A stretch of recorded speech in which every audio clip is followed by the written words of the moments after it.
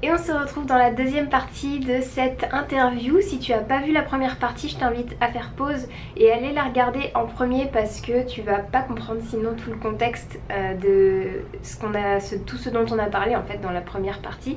On a parlé notamment de qui est Lionel, où est-ce qu'il s'est formé en Inde, comment ça s'est passé pour lui, combien d'heures il passait à travailler, son expérience dans une université indienne, son expérience avec un mentor, donc une forme de transmission avec un gourou. On a parlé beaucoup de choc culturel. On a aussi parlé beaucoup de ce que contenaient et ne contenaient pas les études en Inde. Et là, on arrive à la deuxième partie de cette interview où il va nous parler du moment où il est retourné en France et comment il a fait pour mettre en place et utiliser toutes ces connaissances qu'il a accumulées pendant plusieurs années. Donc je te laisse tout de suite avec la suite de l'interview. Ok. Et du coup, très bonne transition. Comment tu as vécu ta transition vers la France ensuite d'avoir une clientèle, patientèle française? Eh bien, en fait, c'est venu assez rapidement. Il a suffi une consulte, deux consultes, trois consultes, et après, le bouche à oreille a très vite pris. À l'époque, je consultais dans l'Aveyron, enfin dans le Tarn-et-Garonne. Donc, je suis resté un peu moins d'un an dans le Tarn-et-Garonne. Et parce que j'ai aussi entrepris avec ce qui allait devenir Atma Bio, la conceptualisation de mélanges de plantes sous forme d'infusion. Je suis retourné sur Grenoble pour pouvoir faire ce travail et du coup, j'ai poursuivi ma consultation sur Grenoble. Et là, voilà, j'ai eu très très vite voilà, une consultation qui s'est étoffée. Et donc, depuis 2015, maintenant, je consulte sur Grenoble. Et c'est surtout par rapport à tout ce que tu as appris, tout ce qu'on t'a transmis. J'imagine que ça doit être très très différent de prendre en charge quelqu'un qui a un passé indien et quelqu'un qui a un passé européen, on va dire. Qu'est-ce qui, toi, tu as pu utiliser dans ta pratique? J'imagine qu'il y a beaucoup de choses que tu n'as pas pu utiliser. Oui, oui, Comment oui. s'est passée cette transition-là? Alors, c'est une grande frustration déjà, puisque les choses les plus puissantes de l'Ayurveda sont, c'est pas qu'elles ne peuvent pas se faire en France, mais c'est qu'elles demandent beaucoup de temps, beaucoup de manutention et ça demande du coup du budget. Ça demande aussi beaucoup de participation de la part du consulté ou de la consultée, et on trouve peu de personnes enclins à recevoir aussi ce type de traitement. Hein, en Ayurveda, tu le sais très bien, qu'il y a quatre piliers dans un traitement. Il y a le thérapeute, le Vedya, l'exécutant ou l'exécutante, c'est-à-dire celle qui va ou celui qui va prodiguer les soins, la substance médicinale et justement la personne qui reçoit les soins qui est le malade. Et chacun de ces quatre piliers comporte quatre qualités. Et si ces qualités ne sont pas présentes ou dans des proportions très irrégulières, le succès du soin en fait est compromis. Et souvent en fait, la consultation part de l'initiation au patient d'une forme de pédagogie pour lui réapprendre à se percevoir sur des questions essentielles comme observer vos selles, vos urines, qu'est-ce que vous mangez, la satiété, est-ce que c'est quelque chose qui vous parle? Il y en a, ils savent pas ce que c'est la satiété. La digestion, qu'est-ce que c'est? La faim, qu'est-ce que c'est? Qu'est-ce que c'est d'avoir faim? Et du coup, vu que l'Ayurveda part de ces notions-là, c'est un gros travail pédagogique où on invite la personne à se questionner, à se re-questionner parfois sur ces concepts de base pour pouvoir après implémenter un protocole de soins où la personne est actrice de sa guérison plutôt que passive et ramenée au fait d'une simple gobeuse ou gobeur de pilules, quoi. Donc, c'est un gros, gros travail d'éducation, je dirais, en premier, qui est passionnant, qui pour moi reste peut-être parmi les outils les plus puissants que l'Ayurveda en fait a communiqué.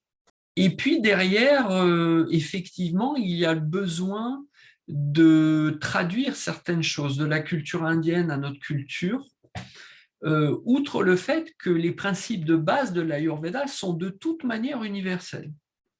Le feu brûle, l'eau mouille, le vent souffle. Enfin, pour pas aller trop en détail, c'est des notions qui sont universelles et qui sont communes en fait à toutes les cultures. Donc, d'une certaine manière, c'est assez facile de communiquer, à mon sens, l'Ayurveda de cette manière-là. Après, pour le ou la thérapeute, ce qui est difficile, c'est effectivement de reprendre les substances et les protocoles de soins qu'il y a dans les textes classiques ou dans la pratique de l'Ayurveda tel qu'il est pratiqué en Inde hier comme aujourd'hui, et de pouvoir utiliser des substances qui sont locales pour pouvoir arriver aux mêmes effets. Et ça, du coup, c'est un gros travail passionnant aussi de recherche, de traduction, qui m'a permis aussi, moi, maintes et maintes fois, de me remettre en question pour trouver des plantes locales, des aliments, des substances facilement accessibles en fait à la personne pour avoir du résultat sans trahir ces principes universels de l'Ayurveda. Oui, c'est passionnant et je pense que c'est important de se souvenir que hormis comme le mentor que tu as suivi qui lui allait plutôt dans des populations très pauvres, où il avait peut-être pas toute une équipe autour de lui, la plupart des médecins des Védias en Inde, ils ont une équipe, ils ont un laboratoire, ils ont des personnes qui vont préparer toutes ces préparations médicinales qui vont bien au-delà de juste des plantes séchées. C'est vraiment très, très riche. Et c'est vrai qu'en France, on n'a pas encore ces structures Non. et c'est très très compliqué du coup de reprendre l'Ayurveda et de ne prendre que de la partie finalement conseil, qui est toujours Oui. hyper riche et hyper utile et très intéressante. Mais c'est bien de se rendre compte il manque toute une partie qui peut être pratiquée en Inde, mais pas en France à l'heure actuelle. Et du coup, c'est une très bonne transition. Tu as étudié l'herboristerie Oui, oui. européenne. Donc, j'aimerais savoir comment tu as déjà, qu'est-ce que tu as aimé dans cette discipline et comment tu l'as mêlée à l'Ayurveda. Alors en fait, moi, j'ai fait déjà des études, donc j'ai un bac technologique. Je suis parti du cursus scientifique, à l'époque c'était le premier S qu'on faisait, qui m'a franchement dégoûté en fait de la science, et qui m'a amené à faire des études. Donc j'ai fait un bac technologique STAE, donc sciences des techniques, de l'agronomie et de l'environnement, qui était une forme de bac technologique scientifique, mais avec des matières qui nous amenaient en fait à faire de l'agronomie et à faire de l'éveil à l'environnement et de l'étude en fait sur des milieux comme à l'époque, je me rappelle, on avait fait tout un travail sur la Camargue qui était vraiment très intéressant. Et du coup, je me suis spécialisé dans l'horticulture et c'est là en fait où j'ai découvert les plantes médicinales. Et j'ai quitté ce BTS après avoir trouvé justement ce lien avec les plantes médicinales. Je me rappelle, j'étais allé à une foire bio, donc c'était en 2000, ça remonte maintenant, ça fait 22 ans. En 2000, j'avais fait une foire bio où j'avais acheté des huiles essentielles. Je n'avais aucune idée de ce que c'était des huiles essentielles. Et rien que sentir les odeurs m'avait complètement révolutionné intérieurement. Et du coup, j'ai cherché à me former en fait sur les plantes médicinales. Alors, il faut savoir qu'il y a 20 ans, ce n'était pas comme maintenant où c'est à la mode, où tout le monde en parle. On était des extraterrestres, quoi, vraiment. Donc, j'ai arrêté mon BTS et j'ai eu une proposition.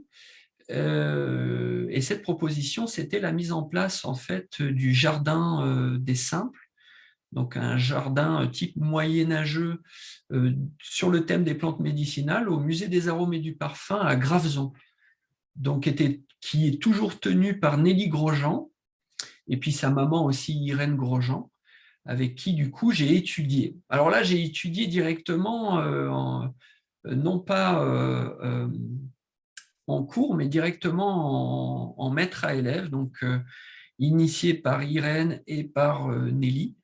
Donc, en même temps que je faisais le jardin, l'idée, c'était qu'elle me forme un peu à l'aromathérapie et à la naturopathie. Donc, j'ai fait ça pendant plusieurs mois, jusqu'à un moment où je me suis dit, bah, allez, il faut que je formalise tout ça, et j'ai fait donc l'école lyonnaise des plantes médicinales. Donc, c'est une école qui se fait sur 3 années. Donc, c'est une école qui se fait par week-end. Très, très, très, très bonne école, dans laquelle moi-même je suis enseignant maintenant. Voilà, c'est sympa. Oui, Donc, on apprend. tu enseignes justement le lien entre l'Ayurveda et les plantes. C'est ça, tout à fait. Tout à fait. Comment tu es venu à créer ce cours finalement? Bah, en fait, je pense que ça répond à un besoin réel, en fait, puisque souvent, et en Inde et en France, on me dit, mais alors les Indiens me disent, mais quand tu vas rentrer en France, qu'est-ce que tu vas utiliser comme plante? Toutes les plantes ayurvédiques sont en Inde.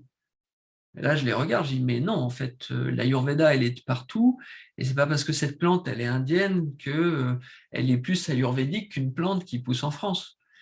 Hein, parce qu'il y a une logique, en fait, ce qu'on appelle le Dravyaguna, et la science du Rasa Panchaka, en fait. Donc, c'est cette dynamique intérieure et particulière à une plante qui lui donne, en fait, ses qualités, ses propriétés et son mode d'action, en fait, quand elle rencontre une biologie, quand elle rencontre un corps qui lui-même est dans une dynamique, en fait, particulière.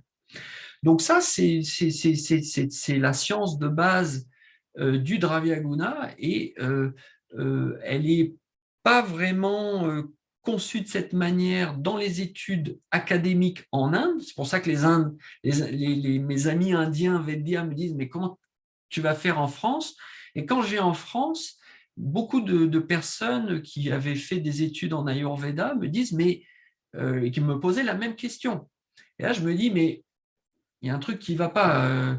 Je pense qu'il y a, selon moi, il y a un manque de connaissances, justement, non pas des plantes et de leurs propriétés, parce que ça, il y a plein de bouquins sur le sujet, mais de la technique, de la grille de lecture dynamique et ayurvédique d'une plante, qui, elle, est universelle et qui permet d'approcher la plante dans son milieu, qu'elle soit en Amérique du Sud ou qu'elle soit en Russie, en Australie ou en France, et de pouvoir en traduire sa réalité, en fait, ayurvédique, de pouvoir l'utiliser du coup dans la vision, en fait, de l'Ayurveda. Oui, Donc je c'est pense qu'en un... Inde, c'était compliqué aussi pour eux de s'imaginer ça parce qu'il y a l'intérêt de l'Ayurveda avec des textes ayurvédiques, c'est qu'ils rentrent en description, mais très précise, d'énormément de plantes, Oui, où tout de suite, on sait, bah, cette plante, elle est bonne pour rééquilibrer Vata, Pitta ou Kapha, on sait qu'elle est bonne pour ci, pour ça. Donc, comme il y a cette physiologie qui va avec l'herboristerie ayurvédique indienne, s'il n'y a pas le travail qui a été fait avec les plantes européennes, c'est une traduction en fait de leurs effets en Ayurveda, si on veut. Parce qu'on c'est sait ça. par exemple qu'une telle plante va être bonne pour le cœur, mais qu'est-ce que ça veut dire au niveau physiologique ayurvédique? C'est ça. Donc, qu'est-ce que ça veut dire? Ça veut dire maîtriser, en fait, les bases de l'Ayurveda. Et la chose qui m'a, comment dire, pas choqué, ça serait un mot trop fort, mais fortement étonné, c'est que la plupart des personnes qui ont suivi des études en Ayurveda, notamment en France et en Europe, selon moi, ne maîtrisent pas toujours les bases de l'Ayurveda. Et là, je pense qu'on est vraiment dans un problème, puisque, par exemple, quand j'ai interrogé les étudiants potentiels pour mon école, je leur ai posé des questions qui, pour moi, étaient assez simples. Bon, citez-moi, par exemple, les 5 divisions de Pitta Dosha, donc voilà, Lochaka, etc., etc. Citez-moi l'essence de Rasadhatu, c'est-à-dire quand Rasadhatu est bien représenté chez une personne, qu'est-ce que ça veut dire? Aucune personne n'a été capable de me décrire ce qu'on appelle Dhatu Sarata, c'est-à-dire l'essence de Rasadhatu, comment elle se voit en fait sur un corps. Personne n'a pu me décrire qu'est-ce que ça voulait dire qu'un Rasadhatu Kshaya, c'est un Rasadhatu qui manquait de qualité en fait dans un corps. Alors que là, on parle du fondement même de la lecture dynamique de l'Ayurveda dans un corps. Oui, je suis d'accord. C'est des notions qui peuvent être, quand on débute l'Ayurveda, très complexes, parce qu'il y a beaucoup de mots sanscrits, parce qu'il il faut avoir une connaissance de l'anatomie, de la physiologie, etc. selon moi. Ou en tout cas un minimum. Et pour tout te dire, mes études contenaient ça. Je suis assez satisfaite des études que j'ai faites. Mais c'est vrai que la description profonde des datous et quel effet ils vont avoir quand ils sont équilibrés ou déséquilibrés, ça c'est fait pour moi sur des cours avec un Indien qui est Mm. vraiment rentré dans la... Il appelle presque ça la constitution par datou, en fait. Qu'est-ce que ça veut dire quand Bien une personne sûr. elle a tel datou qui s'exprime le plus, etc. Et c'est très important puisque sinon, tu es obligé à un moment de faire appel à une autre science pour comprendre le concept. Donc, soit tu vas aller chercher de la médecine allopathique, donc Rasa Datou, tu dis, allez, c'est le plasma sanguin, point barre.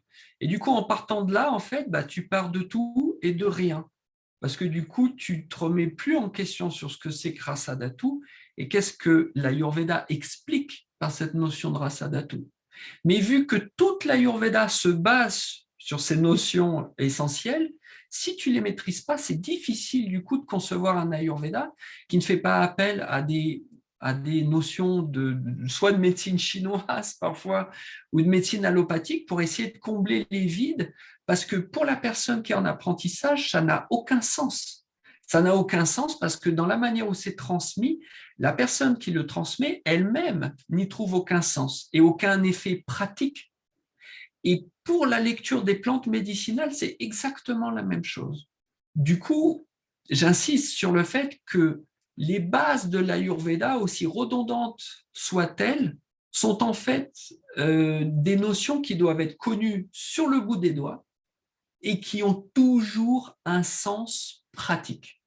S'il n'y a pas de sens pratique, c'est que certainement que la personne qui vous l'explique ne sait pas les expliquer parce qu'elle-même n'en fait pas l'expérience. L'Ayurveda, c'est une question d'expérience.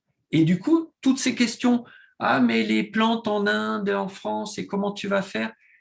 Pour moi, c'est typiquement le genre de réflexion que je pourrais moi-même avoir si justement je n'ai pas ce côté pratique et si je ne maîtrise pas en fait mes bases sur le bout des doigts. Et je tiens à Donc ça, ajouter que je continue à revoir ces bases au jour le jour et je pense que c'est vraiment important pour les personnes qui étudient l'Ayurveda de comprendre que vous allez apprendre des nouvelles choses à chaque fois que vous allez relire et apprendre d'autres personnes. J'aime beaucoup, comment on va dire ça, rassembler plusieurs connaissances parce qu'il y a toujours des choses qui sont un peu perdues dans certaines transmissions et aller chercher d'autres personnes que la formation que vous faites déjà en Ayurveda, c'est toujours très riche parce qu'on a une autre vision, on a une autre histoire derrière la personne, donc elle va avoir d'autres choses à nous transmettre. Donc je peux que encourager aux personnes qui se forment à l'Ayurveda à revenir aux sources, mais en permanence en fait. tout à fait. Moi, je le fais et c'est pareil. Il n'y a pas un jour où je ne reviens pas aux sources. Et pour moi, c'est ça qui fait la grandeur de l'Ayurveda.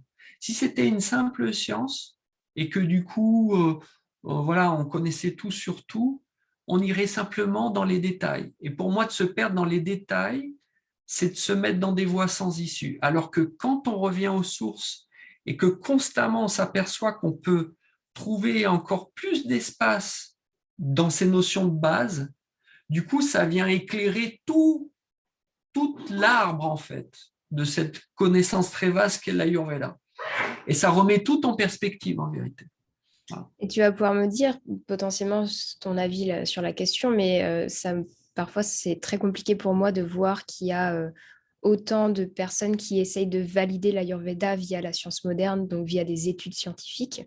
Et pour avoir étudié comment on fait des études scientifiques à la fac de médecine, je sais ce qu'il y a derrière et tous les biais qu'on peut avoir. Et surtout, c'est pas une pédagogie, c'est pas une méthodologie qui a été faite pour étudier le vivant. Et Non, l'Ayurveda, c'est vivant.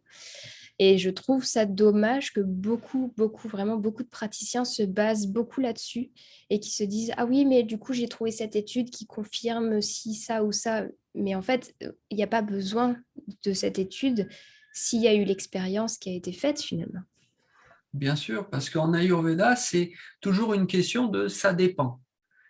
Quand on fait des études en Ayurveda, quand on étudie une plante en Ayurveda, effectivement, si on reprend les patrons, en fait, calqués de, par exemple, une étude en double aveugle, comme le fait la médecine allopathique, quand on étudie une plante ou une maladie ou l'effet d'une molécule sur une maladie, la médecine allopathique est exclusive, c'est-à-dire qu'elle va, dans son étude, sortir les femmes enceintes, les gens qui ont de l'hypertension.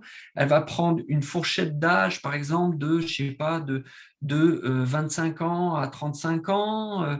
Voilà, on ne va pas dire si cette étude est faite au pic de l'épidémie ou au début d'une épidémie, si elle se passe en été, si elle se passe en automne, si la personne était à jeun ou si...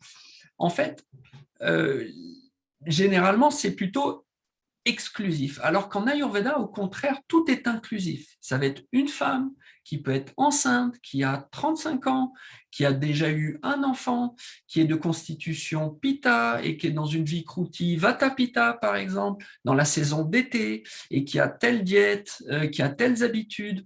Et là, on va pouvoir du coup avoir réellement un résultat. Mais aujourd'hui, aucun laboratoire pharmaceutique n'est intéressé par ce genre d'études, puisque ce qu'on veut, c'est d'avoir plutôt une molécule biochimique particulière qui va pouvoir avoir des effets sur tout le monde pratiquement de la même manière. Donc l'Ayurveda ne peut pas rentrer en fait dans cette manière d'étudier, si tu veux, une plante ou une situation. Et je pense qu'aujourd'hui, beaucoup de personnes essayent de faire correspondre l'Ayurveda avec la médecine allopathique pour lui donner du crédit. Je les rassure tout de suite, l'Ayurveda n'a pas besoin de crédit. Elle n'a pas besoin d'avoir le crédit de la médecine allopathique pour lui donner sa puissance. Ça ne veut pas dire que ce genre d'étude n'est pas intéressant. Ça ne veut pas dire que ce genre d'étude ne permet pas de nouer, de créer un dialogue entre ces deux manières de regarder le monde. Mais l'une ne doit pas supplanter l'autre, ou l'une ne doit pas dévier l'autre dans ses principes de base. Sinon, on ne fait ni de l'Ayurveda, ni de l'allopathie. Et du coup, on fait un espèce de truc immonde et nauséabond qui ne pourra que, comment dire, créer des biais, comme tu le dis, qui vont du coup confondre des générations d'étudiants et d'étudiantes derrière. On est d'accord. Et je pense qu'il y a une espèce d'illusion de contrôle. Clairement, hein. Personnellement, dans mes études, quand on me parlait de ces études scientifiques-là, c'était il faut faire en sorte de contrôler les facteurs qui rentrent dans l'étude. Mais c'est juste impossible. Ils ne demandent même pas à la personne ce qu'elle a mangé le matin, en fait. Donc, à partir de ce moment-là, je trouve ça complètement aberrant qu'on puisse s'imaginer pouvoir contrôler un groupe, déjà en l'ayant sélectionné. Et puis, il y a beaucoup de choses à savoir sur les études qui sont, c'est bien gentil d'avoir un nombre de personnes au début parce qu'ils aiment bien utiliser ce nombre. C'est un facteur de crédibilité dans une étude, sauf que ce qu'ils ne nous disent pas, c'est qu'à la fin de l'étude, il leur restait que la moitié de personnes, par exemple, parce que tout le monde n'a pas suivi, parce qu'il y en a qui sont, je ne sais pas, décédés si c'était une étude d'une maladie, ce genre de choses-là. Et personnellement, les études que je trouve les plus intéressantes sur l'Ayurveda, c'est celles qui sont plus des cas pratiques, en fait, qui présentent un cas clinique, où l'étude commence par on a traité une femme de tel âge, de telle constitution qui est venue avec tel symptôme, etc. Et voilà ce qu'on a fait, ça a marché. Ça ne veut pas dire que ça a marché pour tout le monde, mais en tout cas, dans ce cas-là, ça a fonctionné. Et ça, je trouve ça vraiment très intéressant parce qu'on a une idée du tableau qui est autour, en fait. Tout à fait. C'est pour ça que la formation que je propose est une étude des études que j'ai appelées mentorat et qui justement permet à la personne d'étudier à mes côtés avec toujours cette notion d'étude particulière de cas, en fait. Voilà, est-ce que tu pourrais nous en parler un peu plus justement de ce mentorat, comment il se forme? Les personnes pourront aller se renseigner sur donc le site de Ayurveda Data. C'est une formation donc en 4 ans qui s'adresse à des gens déjà formés en Ayurveda et qui ont envie justement de rentrer dans un côté très pratique, presque clinique en fait de l'Ayurveda. Sur la première année, on va étudier principalement les problèmes digestifs en Ayurveda, donc l'approche d'Agni, d'Ama, etc. Et de tous les champs physiopathologiques qui constituent en fait les problèmes digestifs, donc Grahani, Adjirna, etc. Et puis l'étude du pouls, qui est très importante, sur laquelle je vais vraiment concentrer mon énergie sur cette première année. Une deuxième année, on fera toujours de l'Ayurveda, on continuera à explorer ces champs physiopathologiques, mais avec comme toile de fond l'étude du Hast Jyotish, donc c'est l'étude justement de la main, des traits de la main, surtout des traits qui ne changent pas, donc les empreintes digitales de la main, dans l'accompagnement du chemin de vie de la personne et comme outil de diagnostic aussi en Ayurveda. La troisième année est une étude du Panchakarma, où les personnes vont recevoir elles-mêmes un Panchakarma, parce qu'on apprend, c'est là où on apprend le mieux en fait, c'est en recevant justement ces mesures du Panchakarma, en faisant l'expérience par nous-mêmes de ces mesures, et puis toutes les pratiques justement cliniques du Panchakarma et toutes leurs subtilités.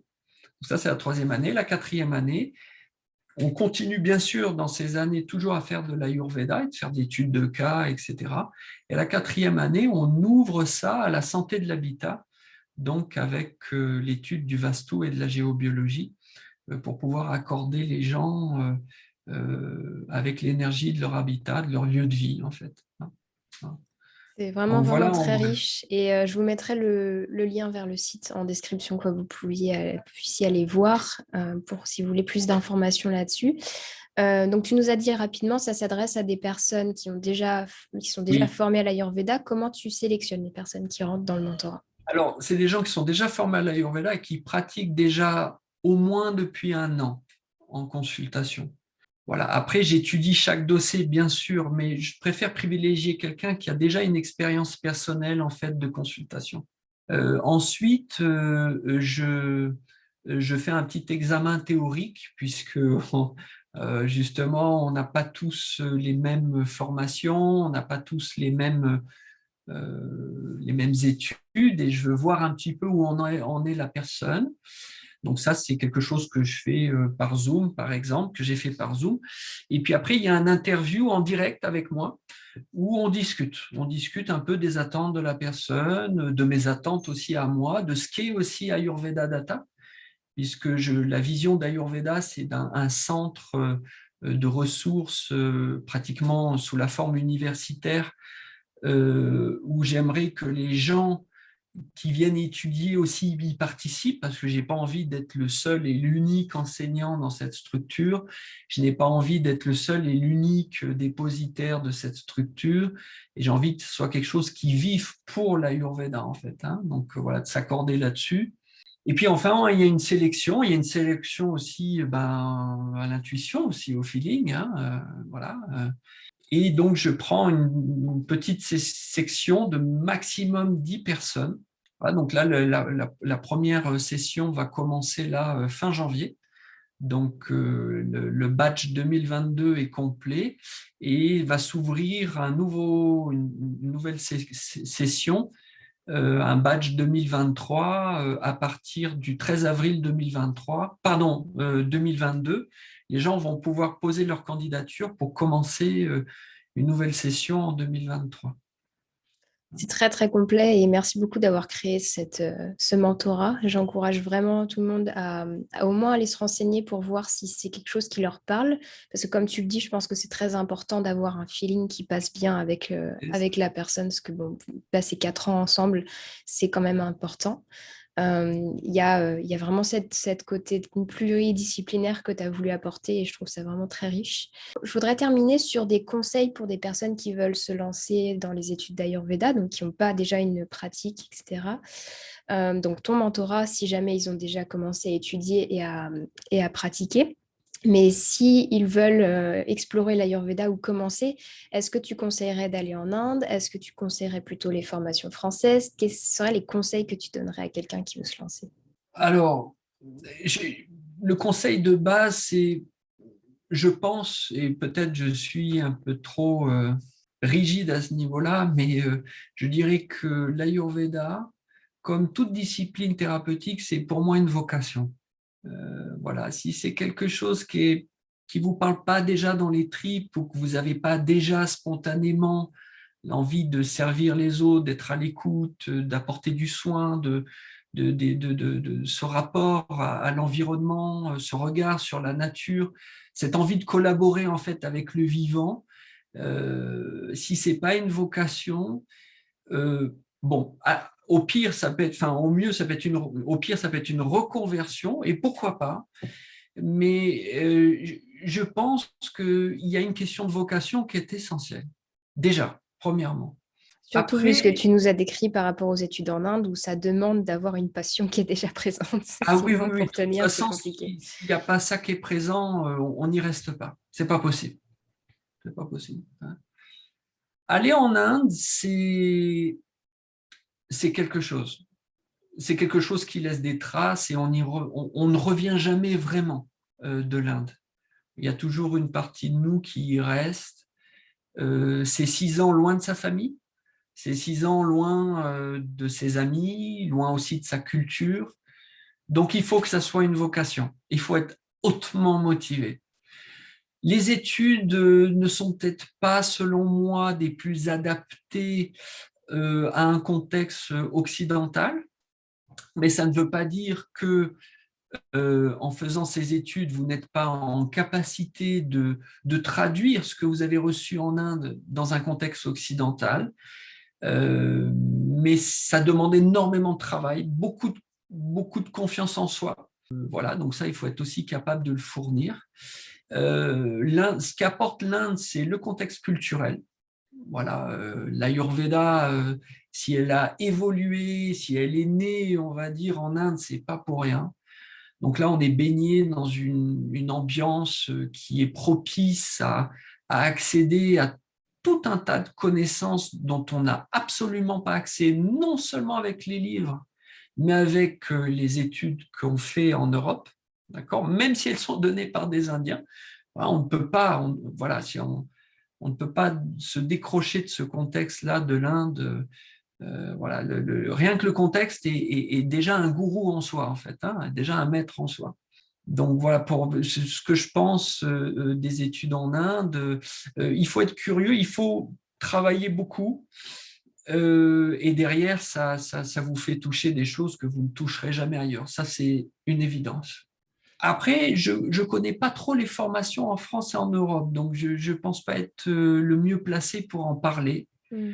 Je connais donc j'ai mon ami Alex Duncan, je sais qui fait une formation donc à Ayurveda Source, voilà où j'ai des bons retours. Je sais que il y a la formation d'Atriya Smith qui m'a l'air très sérieuse.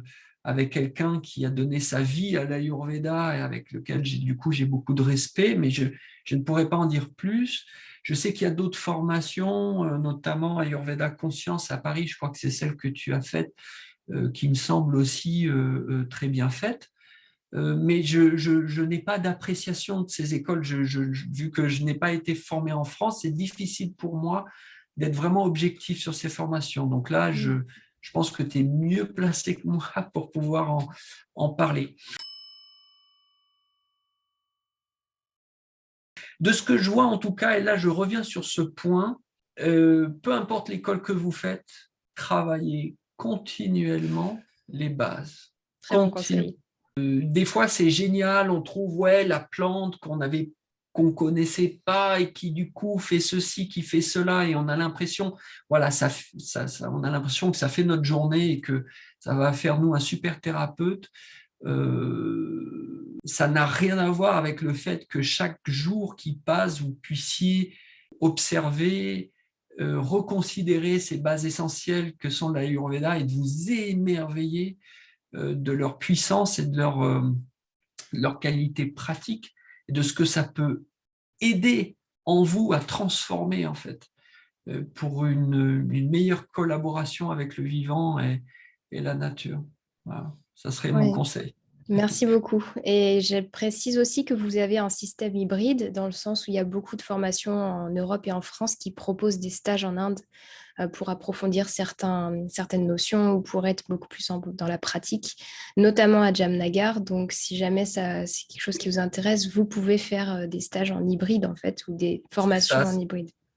C'est un stage de 3 mois, donc chaque année, on avait voilà, des gens du monde entier qui venaient pour 3 mois et qui donnent un regard assez large sur ce que l'Ayurveda peut apporter. Voilà, et c'est un bon cours. Enfin, c'est un bon cours. Voilà, ça donne une bonne vue d'ensemble. Mm. Pour les gens qui veulent continuer sur le BAMS, ça peut être une bonne introduction pour ça, pour se rendre compte. Mm. Ok. Et pour les personnes qui étudient pardon, pas forcément pour le BAMS, mais en Inde ou en France d'ailleurs, est-ce que selon toi, c'est essentiel qu'il y ait un apprentissage approfondi du sanskrit? Parce que ça peut faire peur, j'ai l'impression, pour les personnes qui commencent. De mon point de vue, oui.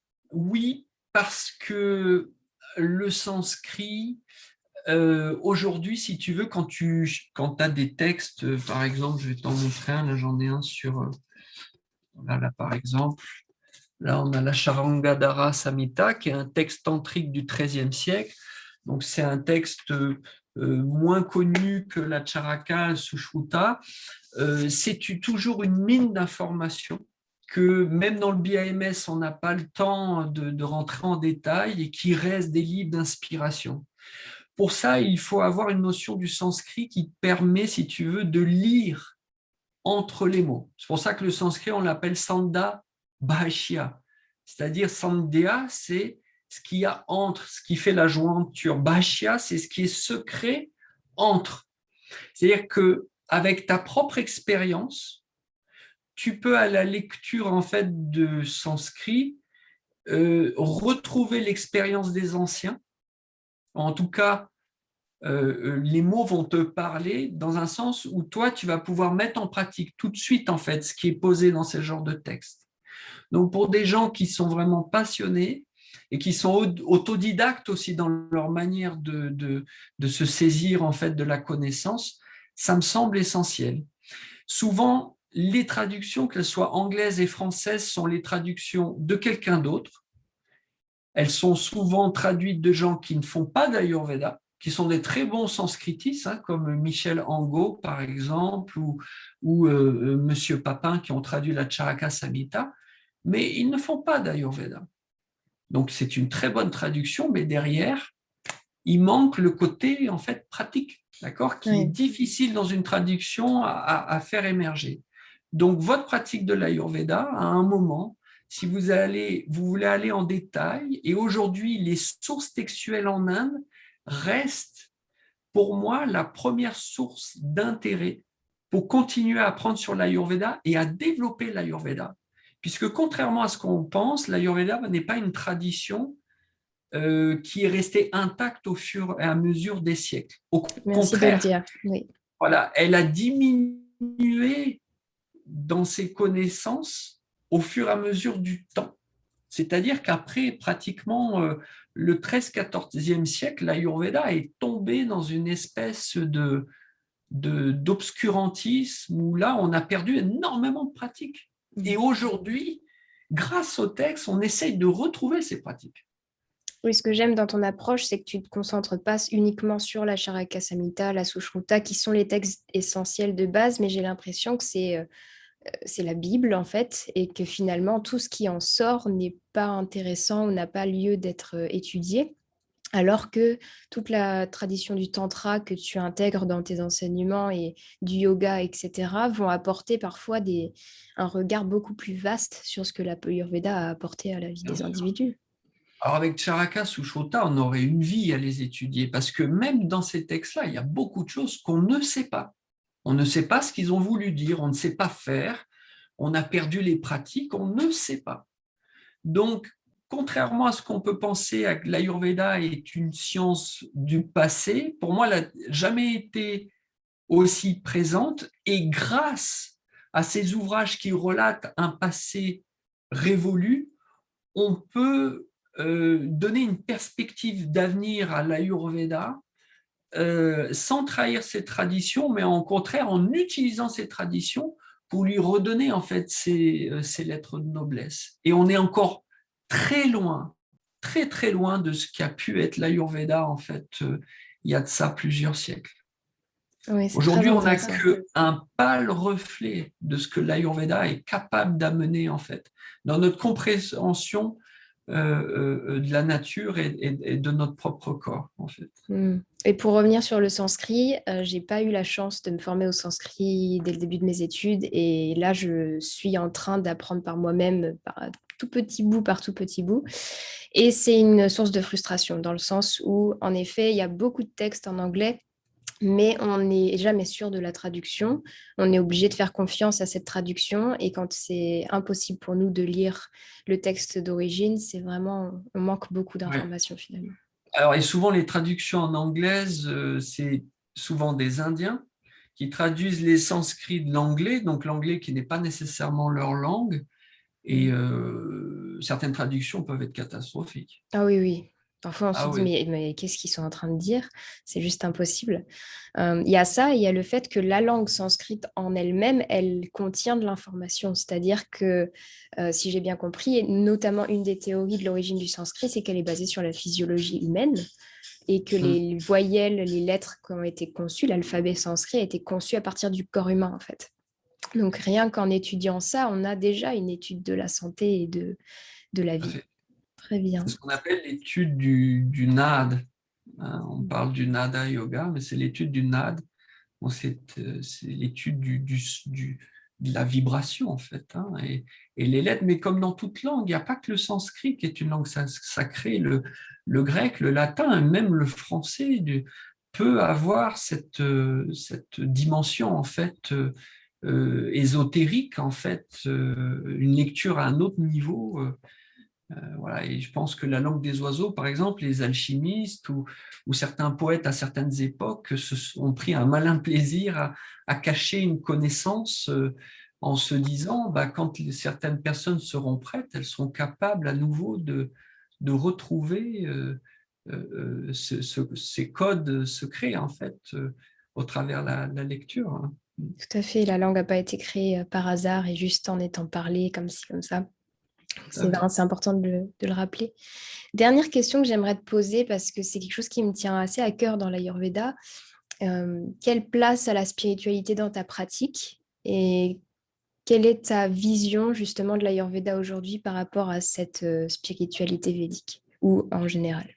Bah, comme je l'ai dit, je crois que dans mon introduction où j'ai parlé un petit peu de mon engouement pour l'Ayurveda, tout est parti de la méditation. Pour moi, la méditation est essentielle. Il n'y a pas d'Ayurveda sans méditation. Ce n'est pas possible puisque l'Ayurveda elle-même a été retrouvée par des personnes qui ont changé leur état vibratoire et dans une autre dimension de la conscience, ont retrouvé ces bases essentielles que sont de l'Ayurveda. Donc, si nous-mêmes, on n'est pas en aptitude de refaire en fait ce lien dans notre apprentissage de l'Ayurveda, je ne vois pas comment on peut pratiquer l'Ayurveda. Donc pour moi, la spiritualité, donc quand on parle de spiritualité, c'est de l'étude de l'esprit hein, et de son interaction avec la matière, donc avec le corps, elle est fondamentale en Ayurveda. C'est le corps central. Et l'Ayurveda, d'ailleurs, quand on traduit l'Ayurveda, c'est la connaissance de la vie. C'est pas la médecine indienne qui utilise des plantes de l'Inde. C'est la connaissance de la vie. La connaissance de la vie, ça veut bien dire que c'est une connaissance de première main, introspective, dans un état méditatif qui nous permet de démarrer notre appréciation justement du soin depuis cet espace. Donc pour moi, c'est central. S'il n'y a pas de méditation, il n'y a pas d'Ayurveda. Merci pour ce rappel, c'était vraiment très intéressant. Je vais m'arrêter là et je te remercie énormément d'avoir pris ce temps pour répondre à mes questions et je pense que ça va vraiment intéresser beaucoup de monde, donc merci beaucoup. Merci de participer au partage de cette science qui va bien au-delà de la médecine. Et pour avoir participé à certains de tes enseignements, je sais que c'est toujours très, très riche.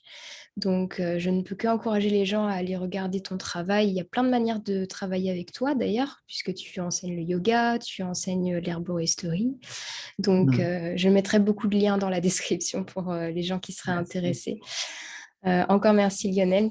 Belle continuation avec tout ce que tu as créé. Et ben, belle continuation à toi aussi. Et merci pour ce que tu fais. j'utilise moi-même, des fois je demande à mes patients de commander, n'est-ce pas, le bullet journal, un très très bon support pédagogique pour que justement les personnes commencent un travail de conscience justement sur leur rapport à eux et à leur environnement. Donc Merci merci beaucoup. pour ça. Bah, merci, ça me touche profondément. Je te souhaite une très bonne soirée et puis Merci à à toi bientôt aussi. peut-être Au pour revoir, d'autres à bientôt. échanges. Au revoir. Voilà, j'espère que cette interview t'aura plu. N'hésite pas à partager en commentaire si tu as des questions à lui poser éventuellement. Peut-être que je pourrais lui les poser pour toi, ou en tout cas peut-être qu'on pourrait refaire une vidéo plus tard. Je te mets tous les liens bien sûr des choses qu'on a abordées dans toute l'interview dans la description de cette vidéo, donc n'hésite pas à les regarder, il y a toutes les informations qu'il faut ici. Si j'ai oublié quelque chose ou s'il y a quelque chose d'autre que tu souhaites, n'hésite pas à me le dire en commentaire et je pourrai rajouter tout ça. Et enfin, si c'est un format de vidéo qui te plaît, n'hésite pas à me le dire parce que peut-être que je pourrais en faire plus. Et n'hésite pas aussi à me dire s'il y a des personnes en particulier que tu aimerais voir sur cette chaîne, que tu aimerais que j'interviewe, ou quel type de personnes tu aimerais découvrir via cette chaîne YouTube. Encore une fois, je suis vraiment ravie et je remercie énormément Lionel d'avoir accepté de participer à cet entretien avec moi parce que c'était un long entretien et qu'il a pris le temps sur son emploi du temps pour le faire. Que je pense que cet entretien va beaucoup aider des personnes en quête de connaissances, en quête de direction, ça a été mon cas. Ça m'a beaucoup aidé personnellement pour voir un peu plus clair dans comment explorer l'Ayurveda toujours plus loin, quelles sont les choses essentielles qu'un praticien et d'un étudiant d'Ayurveda devrait avoir, sur quoi il devrait se concentrer. Donc j'espère profondément que ça t'a aussi apporté ce type d'éclaircissement-là. Si tu as d'autres expériences d'études en Inde ou d'études en France et que tu aimerais la partager, n'hésite pas à le faire en commentaire, ça pourrait être très enrichissant pour les personnes qui regarderont plus tard, d'avoir plein de témoignages différents sur comment se former à l'Ayurveda. Je te laisse, je te remercie beaucoup d'avoir été présent ou présente pour cette vidéo et puis je te souhaite comme d'habitude de te prendre très bien soin de toi et je te dis à très bientôt dans une prochaine vidéo.